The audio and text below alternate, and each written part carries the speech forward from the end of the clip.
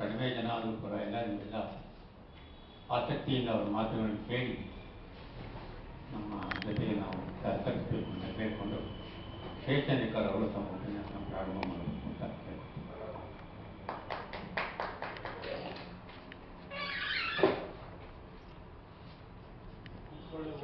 ಕೂತ್ಕೊಂಡೇ ಮಾತಾಡ್ಬೋದು.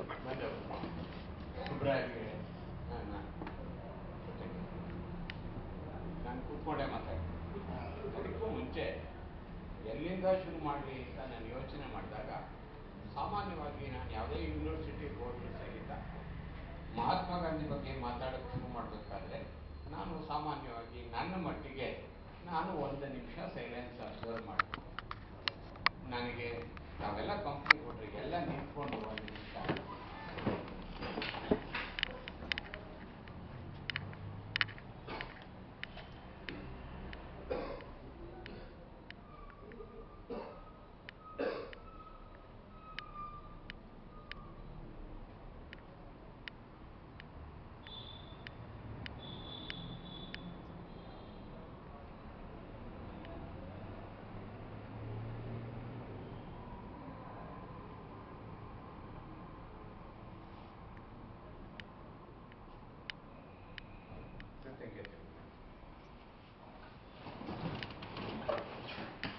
ಶ್ರದ್ಧಾಂಜಲಿ ಸಲ್ಲಿಸಿದ್ದು ಮೂಲತಃ ನಾವು ಮಹಾತ್ಮ ಗಾಂಧಿಗಲ್ಲ, ಮಹಾತ್ಮ ಗಾಂಧಿಗಿಂತಲೂ ಹೆಚ್ಚಾಗಿ ಮಹಾತ್ಮ ಗಾಂಧಿ ಕಾಲದಲ್ಲಿ ನಮ್ಮ ಅಜ್ಜ ಮುತ್ತಜ್ಜರುಗಳು ಎಲ್ಲ ಇದ್ದಿದ್ದು. ಅವರಿಗೆ ಸಹಿತ ಅವರಲ್ಲೂ ಬಹಳ ಜನ ಸ್ವಾತಂತ್ರ್ಯ ಸಂಗ್ರಾಮದಲ್ಲಿ ಭಾಗವಹಿಸಲಿಕ್ಕೆ ಸಾಕು ಭಾಗವಹಿಸಿದ್ರು ಚಿಂತೆ ಇಲ್ಲ. ಮಹಾತ್ಮ ಗಾಂಧೀಜಿಯಿಂದ ಪ್ರಭಾವಿತರಾದರು, ಪುಲಕಿತರಾದರು. ಅವರ ಚಿಂತನೆಯಿಂದ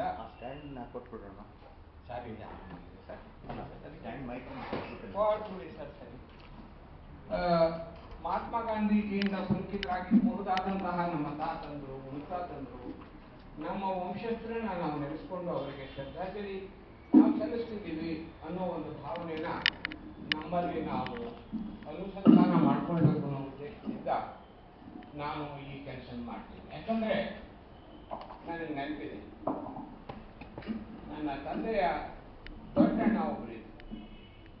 ಅವರು ಸ್ವಾತಂತ್ರ್ಯ ಸಂಗ್ರಾಮದಲ್ಲಿ ಭಾಗವಹಿಸಿದ್ರು.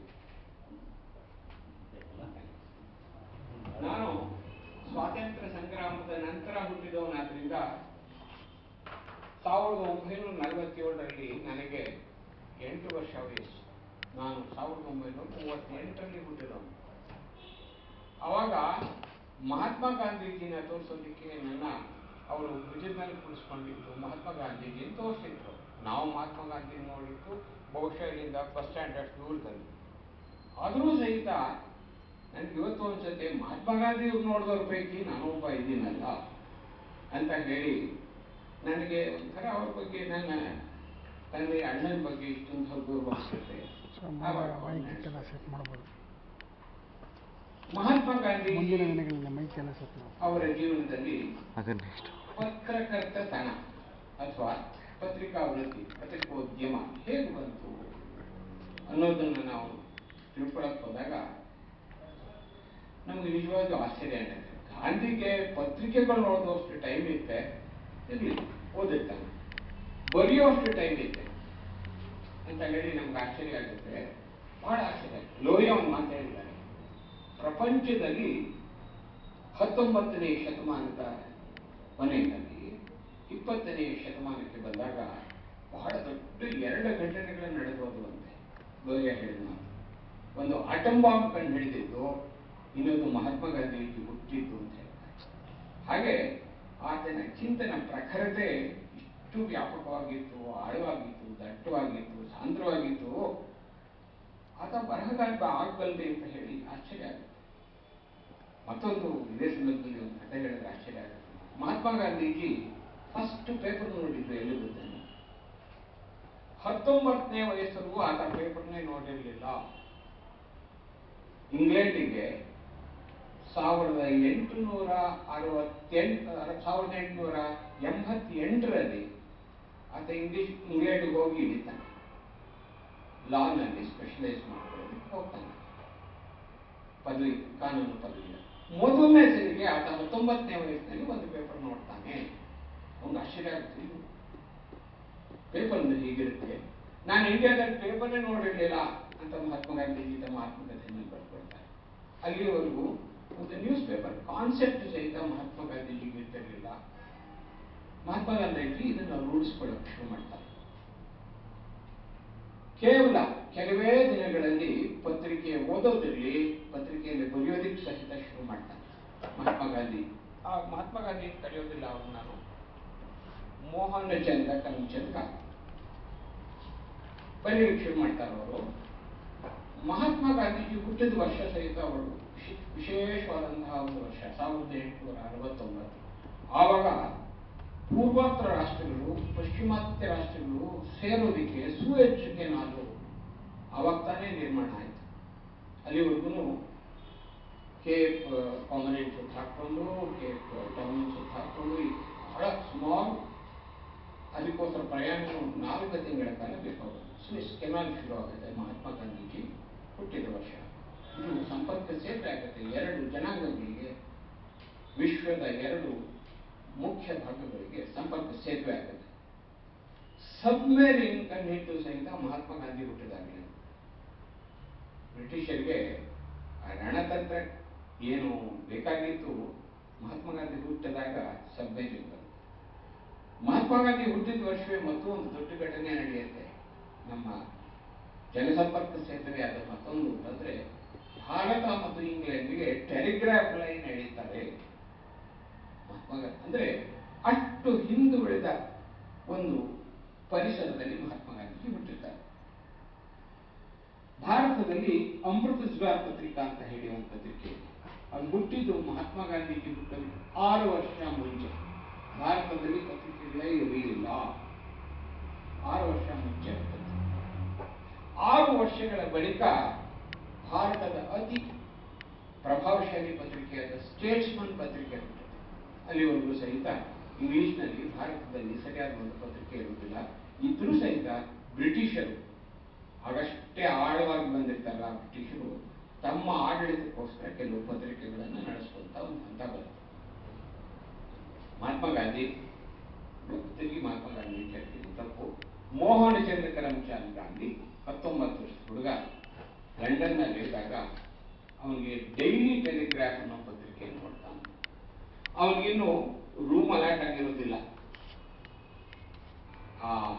ಏನು ಒಂದು ಇದಿರುತ್ತೆ, ನೌಕೆ ಬಂದಿರ್ತಾರೆ ಉದಾಹರಣೆ,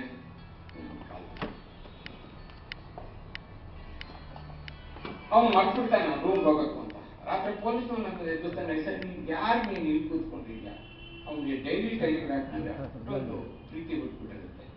ಆ ಪೊಲೀಸ್ನವನ ಕೈನಲ್ಲಿ ಡೈಲಿ ನ್ಯೂಸ್ ಅಂತ ಇನ್ನೊಂದು ಪೇಪರ್ ಇರುತ್ತೆ. ಕೇಳ್ತಾನೆ, ಬಟ್ ಆ ಪೇಪರ್ ಒಂದು ಚೂರು ತೋರಿಸ್ಬಿಟ್ಟು ಆಮೇಲೆ ಎಲ್ಲಿ ಹೋಗ್ತೀನಿ. ಹೀಗಾಗಿ ಅವನಿಗೆ ಒಂದು ರೂಮ್ ಸಿಗುತ್ತೆ ಅಂತ ಮೋಹನ್ ಚಂದ್ರ ಕರಮ್ಚಂದ್ ಗಾಂಧಿ ಅಲ್ಲಿ ಹೋದಾಗ ಅಲ್ಲೊಂದು ರಿಸೆಪ್ಷನಿಸ್ಟ್ ಇರ್ತಾರೆ. ಅವನ ಹತ್ರ ವಾಲ್ಡ್ ಟೈಮ್ ನ್ಯೂಸ್ ಪೇಪರ್ ಅಂತ ಮತ್ತೊಂದು ಇರುತ್ತೆ, ಇಂಗ್ಲೆಂಡಿನ ಅತಿ ಪ್ರಭಾವಶಾಲಿ ಪತ್ರಿಕೆ. ಫಸ್ಟ್ ಅದನ್ನು ಓದಿ ಆಮೇಲೆ ನನಗೆ ರೂಮ್ ಕೊಡಿ ಅಂತ ಕೇಳ್ಕೊಳ್ತಾನೆ ಮಹಾತ್ಮ ಗಾಂಧಿ. ಮೋಹನ್ ಚಂದ್ರ ಗಾಂಧಿ ನಾನು ಪತ್ರಿಕೆಯನ್ನೇ ನೋಡ್ಕೊಳ್ಳಿಲ್ಲ ಅಂತ ಹೇಳಿದ್ರಿಂದ ಕೇವಲ 3 ವರ್ಷಗಳ ಒಳಗಾಗಿ 1891ರಲ್ಲಿ ಮೊದಲನೇ ಸರಿ ಮೋಹನ್ ಚಂದ್ರ ಗಾಂಧಿ ಪತ್ರಿಕೆಗಳ ಜೊತೆಗೆ ಸಂಬಂಧ ಬೆಳೆಸ್ಕೊಳ್ತಾರೆ. ವೆಜಿಟೇರಿಯನ್ ಅಂತ ಪತ್ರಿಕೆ ಹೆಸರು. ಆ ವೆಜಿಟೇರಿಯನ್ ಪತ್ರಿಕೆಗೆ ಇಂಡಿಯನ್ ವೆಜಿಟೇರಿಯನ್ ಅಂತ ಹೇಳ್ಕೊಂಡು ಈತ ಪತ್ರಿಕೆ ಬರೆಯೋಕೆ ಶುರು ಮಾಡ್ತಾನೆ. ಆಶ್ಚರ್ಯ ಆಗುತ್ತೆ, ಕೇವಲ 3-4 ವರ್ಷಗಳ ಒಳಗಾಗಿ ಕಾನೂನು ಪದವೀಧರ ಈ ವರ್ಗ ನಡೆಯೋದ್ರೊಳಗಾಗಿ 1893ನೇ ವಯಸ್ಸಿನೊಳಗ, ಅಂದ್ರೆ ಅಷ್ಟು ತಲುಪೋ ಇಸ್ವಿಯೊಳಗಾಗಿ ಸೌತ್ ಆಫ್ರಿಕಾದ ಒಂದು ಪತ್ರಿಕೆಗೆ ಈತ ಲಂಡನ್ನಿನ ವರದಿಗಾರ ಆಗ್ತಾನೆ.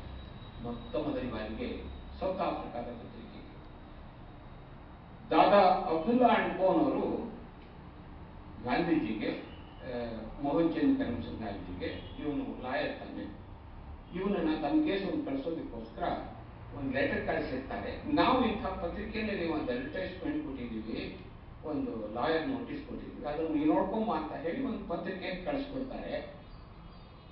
ಗಾಂಧಿ ಈ ಅಬ್ದುಲ್ಲಾ ಕಂಪನಿ ಬರೆಯೋದಕ್ಕೆ ಮುಂಚೆ ಆ ಪತ್ರಿಕೆ ಬರೀತಾನೆ, ನಾನು ಹೀಗೆ ಜೋಹಾನ್ಸ್ಬರ್ಗ್ಗೆ ನಟಾಲ್ಗೆ ನಾನು ಬರ್ತಾ ಇದ್ದೀನಿ, ನಿಮ್ಮ ಪತ್ರಿಕೆ ಕಾರ್ಯಾಲಯ ನೋಡಬೇಕು ಅಂದಮೇಲೆ ಮಹಾತ್ಮ ಗಾಂಧೀಜಿಗೆ ಆಗಿಂದೂ ಈ ಒಂದು ಅರ್ಜ್ ತುಡಿತ ಬರುತ್ತೆ ಕ್ರಮೇಣ.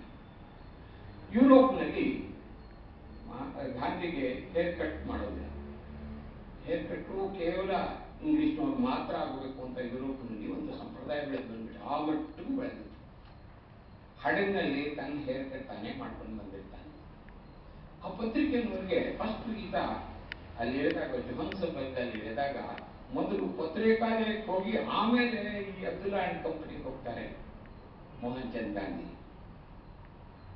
ಕೊನೆಗೆ ಗಾಂಧಿ ಹೀಗೆ ಕ್ರಮೇಣ ತಮ್ಮ ವೃತ್ತಿಯ ಜೊತೆಗೆ ಈ ಪ್ರವೃತ್ತಿ ನಮ್ಮಲ್ಲಿ ಬೆಳೆಸ್ಕೊಳ್ಳೋದಕ್ಕೆ ಹೋಗಿ ವೃತ್ತಿ ಪ್ರವೃತ್ತಿ ಆಗುತ್ತೆ, ಪ್ರವೃತ್ತಿ ವೃತ್ತಿ ಆಗುತ್ತೆ. ಅಂದ ಬಳಿಕ 1901ನೇ ಇಸುವಿಯೊಳಗಾಗಿ ಗಾಂಧಿ ಒಳ್ಳೆ ರಿಪೋರ್ಟರ್ ಆಗಿರ್ತಾನೆ. ಒಂದು ಘಟನೆ ನಡೆಯುತ್ತೆ, ಮುಂದೆ ಬರೋ ಘಟನೆ, ಅದಕ್ಕೀತ ಮೊದಲೇ ಹೇಳ್ಕೊಳ್ತಾರೆ. ನಾನು ದಕ್ಷಿಣ ಆಫ್ರಿಕಾದಲ್ಲಿದ್ದಾಗ ನಾನು ಮೊದಲ ಕಲಿತ ವೃತ್ತಿ ತಂದ್ರೆ ಪತ್ರಿಕೋದ್ಯಮದ ಮೂಲಕವೇ ನಾನು ನನ್ನ ಅಭಿಪ್ರಾಯಗಳನ್ನು ವ್ಯಕ್ತಪಡಿಸೋದು. ಕೊನೆಗೆ ಮಹಾತ್ಮ ಗಾಂಧೀಜಿಗೆ ಪತ್ರಿಕೆಗಳು ತನ್ನ ಮನಸ್ಸಿನ ತುಡಿತವನ್ನ, ಅಭಿಪ್ರಾಯಗಳನ್ನ, ತನ್ನ ಬದುಕಿನ ಧ್ಯೇಯವನ್ನ ಅಭಿವೃದ್ಧಿಗೊಳಿಸೋದಕ್ಕೋಸ್ಕರ ಆಗ್ತಕ್ಕಂತಹ ಒಂದು ಸಾಧನೆ ಆಗುತ್ತೆ. ನಾವು ಮಹಾತ್ಮ ಗಾಂಧೀಜಿ ಅಥವಾ ಗಾಂಧೀಜಿಯ ಜೀವನವನ್ನು ನೋಡಿದಾಗ ಇನ್ನೊಂದು ನಾವು ತಪ್ಪು ಮಾಡ್ತೀವಿ. ಮೊದಲೇ ಅದನ್ನ ನಿಮ್ಮಲ್ಲಿ ಅರಿಕೆ ಮಾಡ್ಕೊಳ್ಳೋಕೆ ಇಷ್ಟಪಡ್ತೇನೆ. ಮಹಾತ್ಮ ಗಾಂಧೀಜಿಯ ವಿಫಲತೆ ಸಾರ್ವಜನಿಕ ವಸ್ತು ಆಗುತ್ತೆ. ಗಾಂಧಿ ಎಲ್ಲೆಲ್ಲ ಫೇಲ್ ಆದ್ರು, ಗಾಂಧಿಯನ್ನು ಎಷ್ಟು ಹೇಟ್ ಮಾಡಬಹುದು, ಗಾಂಧಿಯ ತತ್ವಗಳನ್ನು ನಾವು ಯಾಕೆ ಒಪ್ಕೊಳ್ಳೋದಿಲ್ಲ, ನಮ್ಮಲ್ಲಿ ಇಬ್ಬರು ಒಪ್ಕೊಂಡಿಲ್ಲ, ಇಲ್ಲಿಯವರು ಬಹಳ ಜನ ಒಪ್ಕೊಂಡಿಲ್ಲ. ಯಾಕೆ ಒಪ್ಕೊಂಡಿಲ್ಲ ಅಂದ್ರೆ ಅವನ ವಿಫಲತೆ ಬಹಳ ವ್ಯಾಪಕವಾಗಿ ವಿಶ್ವಾದ್ಯಂತ ಹರಡಿರುತ್ತೆ. ಆದರೆ ಅವನ ಸಫಲತೆಯನ್ನ ಯಾರು ನೋಡಕ್ ಹೋಗುದಿಲ್ಲ, ಅದರಲ್ಲಿಯೂ ಪತ್ರಕರ್ತರು ನೋಡಕ್ ಹೋಗುದಿಲ್ಲ. ಆತ ಸಫಲವಾದದ್ದು ಮೂಲತಃ ಒಬ್ಬ ಅಭಿವ್ಯಕ್ತಿಯಾಗಿ, ಒಬ್ಬ ಪತ್ರಕರ್ತನಾಗಿ ಆತ ಶುರು ಮಾಡ್ತಾನೆ ತನ್ನ ಜೀವನದಲ್ಲಿ. 1908ರಲ್ಲಿ ಈತನ ಬಂಧನ ಆಗುತ್ತೆ. ಇನ್ನು ಆತ ಮಹತ್ವದ ಮಟ್ಟ ಹೋಗಿರೋದಿಲ್ಲ. ಆಗ ಈತ ಬಂಧಿತವಾಗೋದು ಪತ್ರಕರ್ತ ಅಂತ. ಈ ಅಂಶನ ನಾವು ಮರಿಕೊಳ್ಳೋದು. 1908ರಲ್ಲಿ ನಟಾಲ್ನಲ್ಲಿ ಇವನು ಬಂಧನ ಆಗುತ್ತೆ, ಮೋಹನ್ ಚಂದ್ ಕರಮ್ಚಂದ್. ಸಂತೋಷ.